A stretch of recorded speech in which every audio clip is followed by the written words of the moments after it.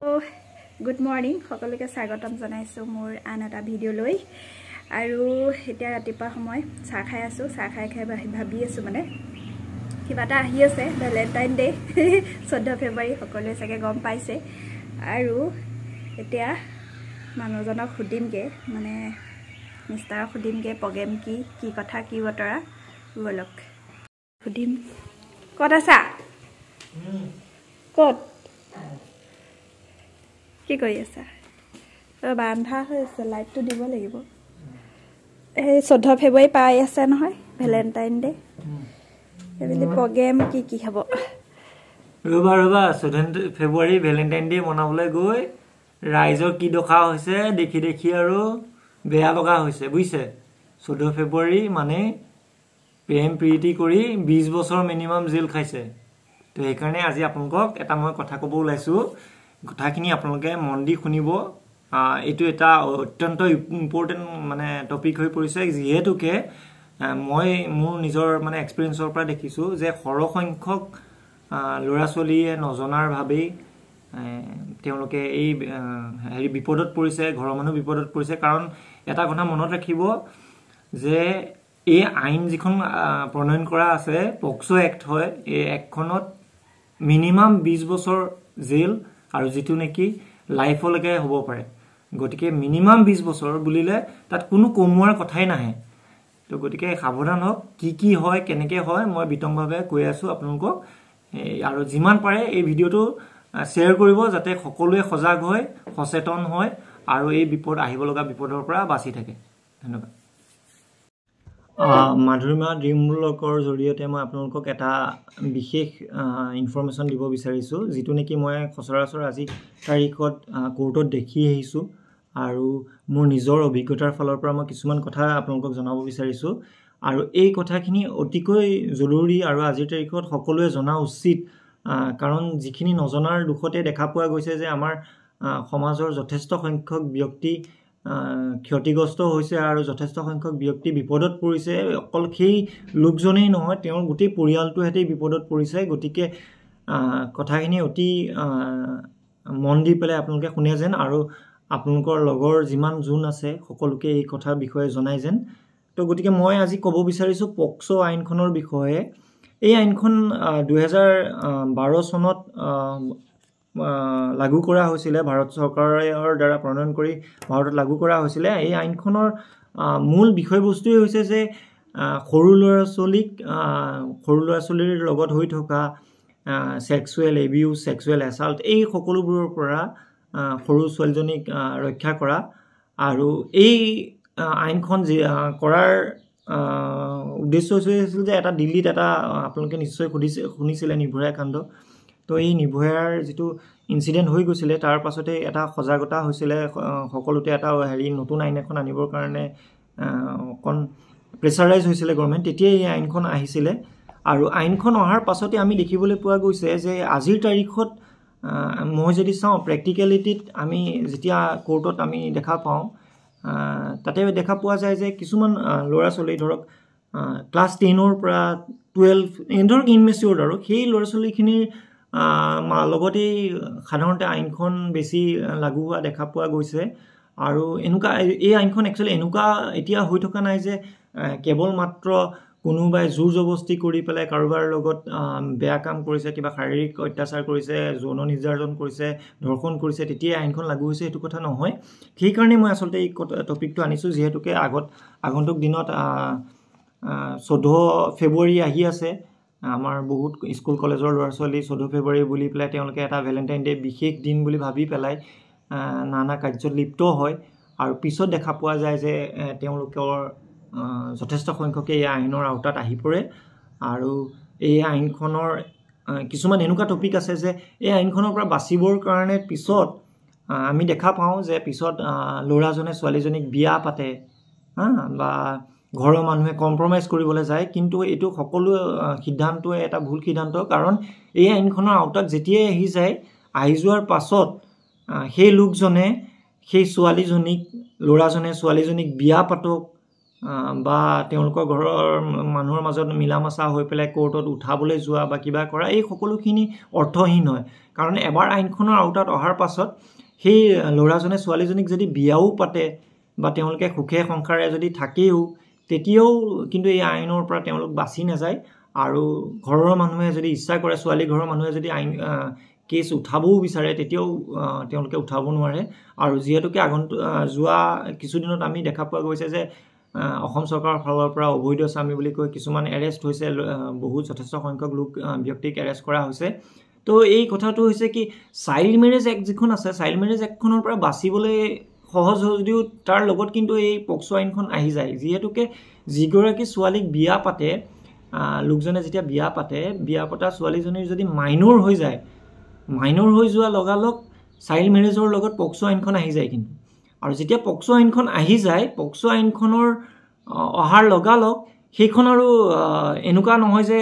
ঘৰৰ মানুহে এতিয়া মিলি পেলাই আছে ল'ৰা ছোৱালী বাচ্চা হৈ গৈছে একেলগেই থাকে গতিকে এতিয়া মানে মিলামাচা হৈ যাব লাগে এৰি দিব লাগে সেইটো একদম ভুল সিদ্ধান্ত কথা তেনেকুৱা কোনো ধৰণৰ কথা নহয় যদি পক্সো আইনত আহি যায় আৰু প্ৰমাণ হয় যে বিয়াৰ সময়ত তেওঁলোকৰ ছোৱালীৰ বয়স 18 বছৰতকৈ কম আছিলে তেতিয়াহ'লে তেওঁলোকে পক্সো আইন মতে তেওঁলোকৰ শাস্তি হয় আৰু দেখা পোৱা যায় যে এই বিয়াবোৰত তেওঁলোকৰ ল'ৰা ছোৱালী হৈ যায় গতিকে পক্সো আইনৰ যিটো 6 নম্বৰ ধাৰাত আহি যায় য'ত নেকি পানিশমেণ্ট মিনিমাম 20 ইয়াৰ্ছ আছে 6ত মিনিমাম 20 ইয়াৰ্ছ পানিশমেণ্ট আছে আৰু যিটো লাইফ ইমপ্ৰিজমেণ্টলৈকে থাকে আৰু ইয়াৰ যিটো লাইফ ইমপ্ৰিজমেণ্ট হয় সেইটো মাৰ্ডাৰ কেছ বা এইবোৰৰ দৰে নিমিলে ইয়াৰ লাইফ ইমপ্ৰিজমেণ্ট মিনছ যেতিয়ালৈকে মানুহজন নেচাৰেল ডেথ নহয় যেতিয়ালৈকে জীয়াই থকা দিনকেইটা তেওঁ জেলতে বাস কৰিব লাগিব গতিকে ইয়াৰ লাইফ ইমপ্ৰিজমেণ্টটো ক্ৰুৱেল হয় অতিকে ক্ৰুৱেল গতিকে আৰু মিনিমাম পানিশমেণ্টটো যিহেতুকে 20 বছৰ থাকে গতিকে কোনো কাৰণতে 20 বছৰৰ পৰা এবছৰো কমাব নোৱাৰে 20 বছৰ মিনিমাম জেলত যাবলগীয়া অৱস্থা হয় গতিকে মই ইয়াত ক'ব বিচাৰোঁ কিছুমান কথা আপোনালোকক এই কথাখিনি গুৰুত্ব সহকাৰে লয় যেন আৰু যিমান পাৰে সোসাইটিত সকলোকে নিজৰ বন্ধুবৰ্গ যিমান যি আছে সকলোকে যাতে এই কথাখিনি অৱগত কৰায় আৰু যাতে কোনো যাতে বিপথে পৰিচালিত হৈ এই আইনখনৰ আওতাত নাহে সেই কথা মনত ৰখা উচিত কাৰণ আইনখনত কিছুমান এনেকুৱা প্ৰভিজন আছে এতিয়া এই আইনত এনেকুৱা কিছুমান আছে যে অন্যৰ যদি কেছ লাগে অন্য কেছত বেইল পাবলৈ সহজ মানে কি আৰু কেছ ডায়েৰী আহিব কেছ ডায়েৰী চাব কেছ ডায়েৰীত যদি বৰ বিশেষ মেটেৰিয়েল নাপায় তেতিয়াহ'লে বেইল পোৱাৰ চান্সেছ থাকে কিন্তু এই আইনখনত কিছুমান এনেকুৱা প্ৰভিজন আছে যেনে এই আইনখনত যেতিয়া এজন মানুহৰ এৰেষ্ট কৰাৰ পাছত তেওঁ বেইলৰ কাৰণে দৰখাস্ত কৰে কোৰ্টত তেতিয়া কিন্তু কেৱল কেছ ডায়েৰী পুলিচৰ পৰা কল কৰি পেলাই তেওঁৰ ডিচিশ্যন নলয় অনাৰেবল কোৰ্টে ডিচিশ্যন নলয় যে তেওঁক বেইল দিবনে নিদিয়ে তেওঁৰ লগতে তেওঁ কেছ ডায়েৰীৰ লগতে সেই যোনে গুচৰীয়া পক্ষ থাকে গুচৰীয়া পক্ষকো কোৰ্টলৈ মতা হয় গুচৰীয়া পক্ষৰ তেওঁলোকৰ অপিনিয়ন লোৱা হয় গুচৰীয়া পক্ষই যদি কয় বেইল দিয়াত আমাৰ আপত্তি আছে তেতিয়া কিন্তু বেইল পাবলৈ মুস্কিল হৈ যায় আৰু ইয়াৰে বহুত এনেকুৱা কিছুমান গাইডলাইন থাকে যেনে একিউজজন যিজন আসামী হয় যাৰ বিৰুদ্ধে গোচৰ চলি আছে তেওঁ যাতে ভিক্টিমৰ লগত লগ হ'ব নোৱাৰে কোনো কাৰণত ওচৰত যাব নোৱাৰে তো এনেকুৱাবোৰ কণ্ডিশ্যন থকাৰ কাৰণে বেইল পাবলৈ এইখন আইনত অলপ কঠিন হয় কাৰণ যিহেতুকে আসামীজনক যদি বেইলত এৰি দিয়া হয় তেওঁ গৈ ভিক্টিমক লগ কৰাৰ চান্স থাকে তো এনেকুৱাবোৰ কথা হোৱাৰ কাৰণে বেইলটো সাধাৰণতে নিদিয়ে এনেকুৱা কেছত বেইল চাৰ্জশ্বিট হৈ গ'লেতো অতিকৈ কষ্টকৰ বেইল পাবৰ কাৰণে ভিক্টিমৰ সাক্ষী চাব সাক্ষীত যদি কোনো মেটেৰিয়েল পাই যায় তেতিয়াতো বেইল পাবলৈ আৰু মুস্কিল হৈ যায় যদি সাক্ষীত অলপ ভালকৈ সাক্ষীটো আহে তেতিয়া অলপ বেইল পোৱাৰ চান্স এটা থাকে কিন্তু সাধাৰণতে এই কেছবোৰত বেইল পাবলৈ অতিকৈ কঠিন হয় গতিকে এনেকুৱা নহয় আৰু ঘৰৰ মানুহে আপত্তি নিদিলেও কিন্তু চৰকাৰৰ ফালৰ পৰা বা আইনখনৰ ফালৰ পৰা এই লোকজনক বেইল দিয়াত বহুতো আপত্তি থাকে গতিকে ইয়াত বেইল পাবলৈও মুস্কিল আছে গতিকে ইয়াত মই কিছুমান বস্তু আপোনালোকক উল্লেখ কৰিব বিচাৰোঁ আৰু এনেকুৱা নহয় যে আগৰ যিবোৰ IPC আছিলে বা এতিয়া যি BNS আছে সেই আইনৰ অধীনত ৰেপৰ কিছুমান যিটো ডেফিনেশ্যন থাকে এই পক্সো আইনত তাৰ ডেফিনেশ্যনটো সম্পূৰ্ণ সলনি আমি দেখিবলৈ পোৱা যায় যিহেতুকে অন্যৰ আমি যদি আইনত দেখা পাওঁ যে ৰেপ বুলি ক'লে সাধাৰণতে পেনিট্ৰেট ছেক্স হ'ব লাগিব ব্যক্তিজনৰ লগত পেনিট্ৰেট হ'ব লাগিব নিজৰ জনাংগই পেনিট্ৰেট হ'ব লাগিব কিন্তু পক্সো আইনত ৰেপ বুলি তাৰ ডেফিনেশ্যনটো চেঞ্জ হৈ যায় ইয়াতে ৰেপ বুলি ক'লে সাধাৰণতে ফিমেলৰ যদি ভেজাইনা বা ইয়াত যদি কোনো ধৰণৰ পেইন কোনো আঙুলি বা কিবা এনেকুৱা ধৰণৰ কিবা বস্তু ইনচাৰ্ট হ'লেই হ'ল সেইটোৱে ৰেপ বুলি ইয়াত ধৰা হয় আৰু এনে নহয় যে এইটো অকল ছোৱালীৰ ক্ষেত্ৰতে লাগু এইটো ল'ৰাৰ ক্ষেত্ৰতো ল'ৰাজনৰো যদি প্ৰাইভেট পাৰ্টত কোনো ধৰণৰ প্ৰাইভেট পাৰ্টত হাত লগাই কোনোবাই বা কিবা কৰে তেতিয়াও পক্সো আইনৰ আওতাতে আহে গতিকে ল'ৰা ছোৱালী বুলি ইয়াত কথা নাই চাইল্ড বুলি ক'লে ল'ৰা ছোৱালী দুইজনকে সামৰি লোৱা হৈছে আইনখনত আৰু পেনিট্ৰেটিভ বুলি যে মেলৰ অকল পেনিট্ৰেটিভ পেনিছ বা এনেকুৱা পাৰ্ট ইনচাৰ্ট হ'লেহে ৰেপ হ'ব সেইটো নহয় ইয়াত যদি আঙুলি বা জিভা বা এনেকুৱা কিবা যিকোনো পেইন বা কিবা যিয়ে ইনচাৰ্ট নহওক লাগিলে এইটোহে ৰেপ বুলিয়ে গণ্য কৰা হ'ব গতিকে মই ইয়াতে কিছুমান কথা ক'ব বিচাৰিছোঁ আপোনালোকক ইয়াতে পক্সো আইনৰ 4 নম্বৰ যিটো ছেকশ্যন আছে ছেকশ্যন 4 উল্লেখ কৰিছে যে এজনী ছোৱালীৰ লগত পেনিট্ৰেটিভ ছেক্স মই ৰেপ যিটোহে মই ক'লোৱে আগত আপোনালোকক যে সেইটো ৰেপ বুলি অকল পেনিট্ৰেটিভে নহ'ব এইটো আঙুলি বা কিবা যিকোনো ইনচাৰ্ট হ'লেই হ'ল এইটো যদি এবাৰ হয় ছোৱালীজনীৰ লগত এবাৰ যদি সংঘটিত হয় তেতিয়া ছেকশ্যন 4ত তেওঁলোকক শাস্তি বিহা হয় আৰু ইয়াত মিনিমাম পানিছমেণ্ট আছে 10 বছৰ যিটো নেকি লাইফলৈকে হ'ব পাৰে আৰু ইয়াৰ পাছত 6 আহি যায় পক্সো আটাইতকৈ এইটো ইম্পৰ্টেণ্ট হয় ছেকশ্যন 6 যিটো আহে তাত মিনিমাম পানিছমেণ্ট আছে 20 বছৰ এইটো সকলোৱে মনত ৰখা উচিত 20 বছৰ আৰু 20 বছৰটো এনেকুৱা নহয় যে তাক কোৰ্টে কিবা কাৰণত কমাব পাৰিব বা এইটো কোনো এনেকুৱা হেৰি নাথাকে তো গতিকে 20 বছৰ মিনিমাম পানিছমেণ্ট থাকে 20ৰ ওপৰত 30 40 50 60 এনেকৈ কৰি দিব পাৰে কোৰ্টে সেইটো কোনো তাত বাধ্যবাধকতা নাই কিন্তু মিনিমাম 20 বছৰ দিবই পানিছমেণ্ট আৰু লাইফ হ'ব লাইফ মিনছ এইটো নেচাৰেল ডেথ হ'ব তেওঁ যেতিয়ালৈকে জীয়াই থাকিব জীয়াই থকা দিনকেইটা জেলতে অতিবাহিত কৰিব লাগিব আৰু এই 6টোৰ ক্ষেত্ৰত কথা হৈ যায় কি যদি ছোৱালীজনীৰ বয়স 12 বছৰতকৈ কম হয় তেনেকুৱা ছোৱালীক যদি কোনো ব্যক্তিয়ে তেওঁৰ প্ৰাইভেট পাৰ্টছত যদি হাতেৰে আঙুলি ইনচাৰ্ট কৰে বা মেল অৰ্গেন যদি হয় তেওঁৰ মেল অৰ্গেনত যদি কিবা সেক্সুৱেল এক্টিভিটি কৰে তো তেতিয়াও 6 ইয়াত আহে ইমপ্লিমেণ্ট হয় আৰু যদি ঘৰৰ গাৰ্জেন হয় মানে ঘৰৰ তেওঁৰ যাৰ গাৰ্জেনশ্বিপত মানে বাচ্চাটো থাকে তো সেই গাৰ্জেনে যদি এই বেয়া কাম কৰে তেতিয়াও 6ৰ ভিতৰত আহি যায় যদি ছোৱালীজনী মানসিকভাৱে বিকাৰগ্ৰস্ত বা শাৰীৰিকভাৱে বিকাৰগ্ৰস্ত এনেকুৱা যদি হয় তেতিয়াও 6ৰ আওতাতে আহি যায় তো গতিকে আৰু এবাৰতকৈ যদি বেছি বাৰ তেনেকুৱা ঘটনা সংঘটিত কৰে তেতিয়াও 6ৰ আওতাত আহি যায় গতিকে ইয়াত বহুতখিনি এনেকুৱা আছে যিটো 6ৰ আওতাত আহি যায় আৰু 6টোৰ পানিছমেণ্ট যথেষ্ট বেছি এইটো অলপ ভয় লগা আৰু আমি যিমান দেখি আহিছোঁ কোৰ্টত এতিয়া সেই আজিৰ ভিডিঅ'টো বনোৱাৰ মূল উদ্দেশ্যই হয়তো আগলৈ ভেলেণ্টাইন ডে আহি আছে গতিকে কোনোবা যদি 16 বছৰ 17 বছৰৰ ছোৱালীৰ লগত কোনোবা ল'ৰাই যদি গৈ কিবা তেনেকুৱা ধৰণৰ ঘটনা সংঘটিত কৰে আৰু ছোৱালীজনীয়ে যদি তেওঁৰ পক্ষটো যদি সাক্ষী দিয়ে তেতিয়াও কিন্তু এইটো তেওঁৰ কনসেন্ট বুলি ধৰা নহয় যিহেতুকে ছোৱালীজনীৰ বয়স 18 বছৰতকৈ যদি কম হয় তেতিয়াহ'লে তেওঁৰ কনসেন্টৰ কোনো গ্ৰহণযোগ্য নহয় এইটো অনাৰেবল সুপ্ৰিম কোৰ্টে এটা সৌমতো কলিকতাৰ কেছ এটা লৈছিলে লৈ মেলি পেলাই কেলকাতা হাইকোৰ্টে যেতিয়া একুইটেল দিছিলে কেলকাতা হাইকোৰ্টকো তেওঁলোকে কৈছিলে যে এইটো কথা নহয় যে ছোৱালীজনী যদি মাইনৰ হয় তেওঁৰ নিজৰ আইডিয়াৰ কোনো অৰ্থ মানে অধিকাৰ নাথাকে গতিকে 18 বছৰ কম বয়সৰ ছোৱালীয়ে যদি কোৰ্টত আহি সাক্ষীও দিয়ে যে মই নিজ ইচ্ছাতে ল'ৰাজনৰ লগত গৈছিলোঁ ল'ৰাজনৰ লগত মই নিজ ইচ্ছাতে শাৰীৰিক সম্পৰ্ক কৰিছোঁ ল'ৰাজনক মই ভাল পাওঁ ল'ৰাজনৰ লগত আগলৈ মই একেলগে থাকিব বিচাৰোঁ ল'ৰাজনৰ গাত কোনো দুখ নাই কিন্তু এই আইনত তেওঁ বাচি নাযায় গতিকে ছোৱালীজনীৰ ৰায়ৰ কোনো অৰ্থহীন কথা ছোৱালীজনীয়ে যদি তেওঁৰ ফেভাৰতো কথা কয় তেতিয়াও তেওঁ বাচি নাযায় ঠিক সেইদৰে চাইল্ড মেৰেজতো সেই একে কথা যদি কোনোবা গাঁওবোৰেও কেছ দিছে ঘৰৰ মানুহ ছোৱালীক ঘৰৰ মানুহ যদি ৰাজি আছে কোৰ্টত আহি যদি ছোৱালীজনী ফেভাৰত সাক্ষী ল'ৰাজনৰ ফেভাৰত সাক্ষী দিয়ে যে কয় আমি ল'ৰাজনৰ গাত কোনো দুখ নাই বা ছোৱালীজনীও যদি কয় ল'ৰাজনৰ গাত কোনো দুখ নাই মই নিজ ইচ্ছাতে তেওঁৰ লগত বিয়া হৈছিলোঁ কিন্তু যদি ছোৱালীজনীৰ বয়স 18 বছৰতকৈ কম হয় তেতিয়াহ'লে এই আইনৰ পৰা বচাৰ মানে চান্স খুব কম হয় গতিকে আপোনালোকে এইটো জনা উচিত যে মাইনৰ ছোৱালী এজনীৰ লগত কোনো ধৰণৰ তেনেকুৱা শাৰীৰিক সম্পৰ্ক নকৰে যেন আৰু শাৰীৰিক সম্পৰ্ক কৰিলেই পক্সো আইনৰ পৰা কিন্তু বাচিবলৈ অলপ মুস্কিল হৈ যাব আৰু অলপ নহয়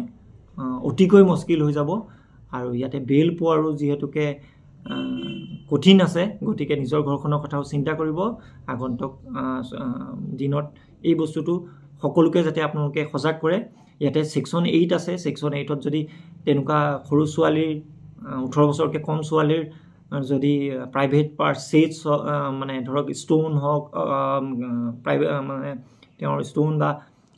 যদি তেওঁৰ প্ৰাইভেট পাৰ্টছ যিকোনো প্ৰাইভেট পাৰ্টছত যদি টাচ কৰে তেতিয়াও পক্সো 8ত তেওঁলোক আহি যায় আৰু 8ত মিনিমাম 3 বছৰ আৰু যেটো নেকি 5 বছৰ পৰ্যন্ত কাৰাদণ্ড হোৱাৰ চান্স থাকে গতিকে চুলিও ইয়াত পানিশমেন্ট আছে এটো মনত ৰাখিব আপোনালোকে আৰু এই কাৰ্য যদি কোনো ঘৰৰ মানুহে কৰে বা বাৰে বাৰে কৰে তেতিয়া সেকশন 10ত আহি যায় যেটো নেকি মিনিমাম 5 ইয়াৰ্স ম্যাক্সিমাম 7 ইয়াৰ্স পৰ্যন্ত কাৰাদণ্ড হ'ব আৰু ইয়াতে সেকশন 12 আছে সেকশন 12ত যদি কোনো ছোৱালী মাইনৰ ছোৱালীক যদি আপোনালোকে কোনো ধৰণৰ সেক্সুৱেল এসাল্ট কৰে কোনো ধৰণৰ মানে যৌন নিৰ্যাতনৰ দৰে ধৰে ৰাস্তাতে ধৰিলে আগভেটি তেওঁক বাধা প্ৰদান কৰিলে তেওঁলোকৰ আপোনালোকে হাৰেস কৰিলে তেতিয়াও আপোনালোকে এই আইনৰ আওতাত আহিব য'ত নেকি মিনিমাম 3 বছৰ পৰ্যন্ত পানিশমেন্ট আছে ঠিক সেইদৰে কোনো ছোৱালীৰ যদি ফটো তুলে আপোনালোকে ভিডিও বনাই কিবা কৰে এনেকুৱা ধৰণৰ যদি কাৰ্যত লিপ্ত হয় তেতিয়াহলে সেকশন 13ত আহে যেটোত নেকি পানিশমেন্ট মিনিমাম 5 ইয়াৰ্স আছে আৰু সেকেন্ড টাইম যদি আপোনালোকে তেনেকুৱা কৰে তেতিয়াহলে 7 বছৰ পৰ্যন্ত আপোনালোকৰ কাৰাদণ্ড হ'ব আৰু এটা অতি গুৰুত্বপূৰ্ণ কথা যে আপোনালোকৰ ফোনত যদি কোনো চাইল্ড 18 বছৰকে কম বয়সৰ ল'ৰা ছোৱালী কিবা ভিডিও আদি যদি আপোনালোকে সংগ্ৰহ কৰি ৰাখে তেতিয়াও আপোনালোকৰ কিন্তু পানিশমেন্ট ইয়াত আছে এইটো পক্সো আইনৰ সেকশন 15ত আহে মিনিমাম 3 বছৰ পৰ্যন্ত পানিশমেন্ট আছে গতিকে সাৱধান হওক এনেকুৱা ধৰণৰ কোনো কাৰ্যত লিপ্ত নহব আৰু ইয়াতে ক'ব বিচাৰো যে আগন্তুক ভ্যালেন্টাইন ডে আহি আছে গতিকে সকলোৱে প্ৰেম কৰক প্ৰেমত আইনে কোনো বাধা দিয়া নাই কিন্তু প্ৰেমৰ এটা লিমিটলৈকে থাকিব লিমিটটো যাতে অতিক্ৰম নকৰে আৰু কোনো ধৰণৰ শাৰীৰিক সম্পৰ্ক সংস্থাপন কৰা এই কাৰ্যৰ পৰা বিৰত থাকিব কাৰণ এই আইনখন অতিকৈ কঠোৰ জীৱনটো আপোনাৰ এটা কথা মনত ৰাখিব 20 বছৰ যদি আপোনালোক জেলত যাবলগীয়া হয় চিন্তা কৰক যে আজিৰ তাৰিখত যেটো আপুনি দেখা পাই আছে সেই সিনাৰিটো 20 বছৰৰ পাছত কি হ'ব কাৰণ আপুনি যদি 21 বছৰ বয়স হৈছে আপোনাৰ আপুনি ওলাব 41 বছৰ বয়সত আৰু 41 বছৰ বয়সত ওলাই পেলে আপুনি না কোনো চাকৰি কৰাৰ আপোনাৰ বয়স থাকিব না আকৌ বিয়া পতাৰ বয়স থাকিব আৰু ছোৱালীজনীটো আপুনি যেতিয়া জেলত গুছি যাব প্ৰেম কোবাত গুছি যাব আৰু তেওঁ বেলেগলৈ বিয়া হৈ গুছি যাব গতিকে জীৱনটো আপোনাৰ আপুনি প্ৰেম কৰক তাত মই বাধা প্ৰদান কৰা নাই কিন্তু এটা লিমিটলৈকে আপোনালোক থাকিব লিমিট যাতে অতিক্ৰম নকৰে আৰু 18 বছৰ বয়স যেতিয়ালৈকে নহয় ছোৱালীজনীৰ কোনো ধৰণৰ নিজৰ কনসেন্টৰ কথা নাহে ছোৱালীজনীয়ে নিজৰ ইচ্ছা প্ৰকাশ কৰিলেও সেই ইচ্ছাটো আইনে মানি নলয় গতিকে এটো সজাগ হওক আৰু ছোৱালীখিনিকো মই ইয়াৰ লগতে ক'ব বিচাৰিছো যে ভাল পালে প্ৰেম কৰিলে পেট নভৰে পেট ভৰিবলে পইচাৰ প্ৰয়োজন আপোনালোকে এতিয়া পঢ়াৰ বয়সত যদি পঢ়াটো কৰি নলয় তেতিয়াহলে ভৱিষ্যতলে আপোনালোকে যদি কোনবা ল'ৰাৰ লগত বিয়া হৈ যায় নিজৰ ভৰিত নিজে থিয় হোৱাৰ আপোনালোকৰ ক্ষমতা নাথাকিব গতিকে শহুৰৰ ঘৰত স্বামীৰ লগত যদি কিবা আপোনালোকে নিৰ্যাতন পায় কিবা পায় আপুনি পুনৰ ঘূৰি আহে যিহেতুকে আপোনাৰ পঢ়া নহলে গতিকে আপুনি আহি নিজৰ ভৰিত কেতিয়াও নিজে থিয় হ'ব নোৱাৰিব গতিকে নিজৰ পঢ়াটো কৰি লওক তাৰ পাছত প্ৰেম ভালপোৱা বিয়া সকলো হৈ থাকিব সময়ে সকলো কৰি যাব কিন্তু নিজৰ ভৰিত যদি আপুনি নিজে থিয় নহয় ভৱিষ্যতে আপুনি এই বিপদৰ সন্মুখীন হ'ব কাৰণ যেতিয়া এই আপোনালোকৰ প্ৰেম পইচাৰ অভাৱত যেতিয়া প্ৰেম নাইকিয়া হৈ যাব তেতিয়া বুজি পাব যে আপোনালোকৰ বৰ্তমান কি হ'ব এতিয়া চলিবৰ কাৰণে টকা পইচাৰ প্ৰয়োজন আৰু টকা পইচাৰ কাৰণে পঢ়াটোৰ প্ৰয়োজন শিক্ষা নহলে সংস্থাপন নহব সংস্থাপন নহলেই আপোনালোকে নানা সমস্যাত ভুগিব আৰু ইনমেচিউৰ যেতিয়া হৈ থাকে কিছুমান ডিসিশন লবলৈও কঠিন হৈ যায় শাৰীৰিকভাৱেও বহুত প্ৰবলেম ফেস কৰিব পিছত গৈ মেলি প্লে কম বয়সত যদি বিয়া হয় খুনকালে ল'ৰা ছোৱালী হয় তেতিয়া হেতু এটা শাৰীৰিকভাৱে আপোনালোকৰ ক্ষতি কৰিব গতিকে ইয়াকে ক'ব বিচাৰো যে উপযুক্ত বয়স আহক তেতিয়া আপোনালোকে নিজৰ পাৰ্টনাৰ নিজে চয়েস কৰক আমিও নিজে ময়ো নিজে ভাল পাই বিয়া পাতিছিলো কিন্তু কথা হ'ল এই সম্বন্ধবোৰ